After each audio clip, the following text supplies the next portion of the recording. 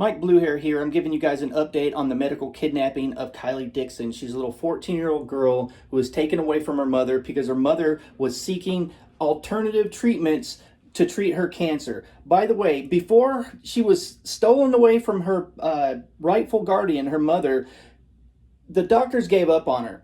She wasn't responding to the chemotherapy. They actually offered the mother death with dignity. That's assisted suicide. The mother said, no, I'm going to seek alternative treatments. Actually got her on a regimen of cannabis and a bunch of other dietary changes and shrank the tumor down to about 10% of its original size. This is according to the mother, but I have no reason to doubt her so far. So here's what I need people to do. I need people to go to Kylie's Fight underneath this and donate money to the mother's legal defense fund.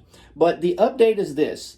Kylee has been moved last night to another location that no one knows where is. You know, right now there's John Lamb and Kelly Stewart and a few others that are going to DHS. That's not Department of Homeland Security. That's the Department of Health and Human Services. It's basically where our CPS operates out of here in Oregon and Portland. So, yeah, so she's been moved. Nobody knows where. And according to some reports, I believe this is coming from the mother, she's been threatened with not being allowed to see her daughter because of our protest out there. So I think that is really scummy and just beyond the pale. And you can look at Kylie's Fight on Facebook. Like I said, in the Facebook page there, you can see videos of Kylee telling her story in her own words. The doctor that forced her to be medically kidnapped after her treatments were from her mother were getting better, okay, was on the Make-A-Wish Foundation.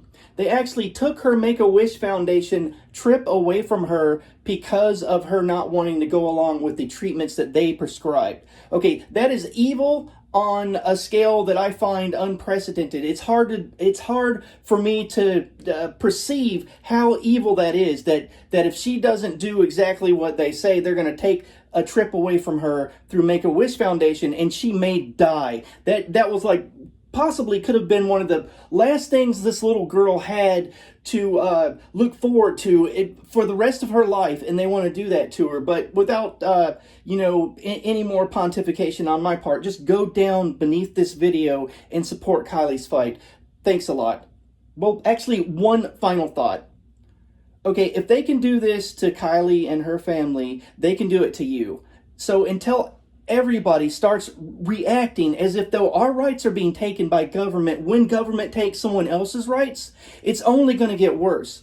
Kylee is not an isolated incident. This happens to thousands of people around the country, but not until, alternative media started becoming so ubiquitous and more people are starting to turn to YouTube channels like this one and YouTube channels all over the country as things like this been brought to light. So yes, we need to start standing up for one another. Mike Bluehair signing off. The camera is your protection because they don't want to screw up while you're filming them. They don't want to lose their paycheck just the same as anybody. So don't ever stop. Stay calm and keep filming.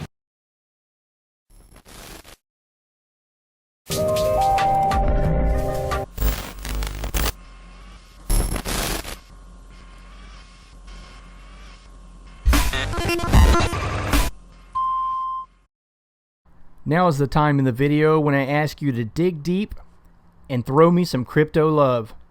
If you have Bitcoin and you think I should have some of your Bitcoin, scan this QR code and let's make it happen.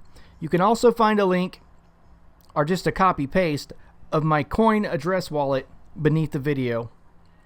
Because I'm out there in the streets filming the cops so you don't have to. So let's team up and kick the police state square in the balls. Thanks for watching, guys.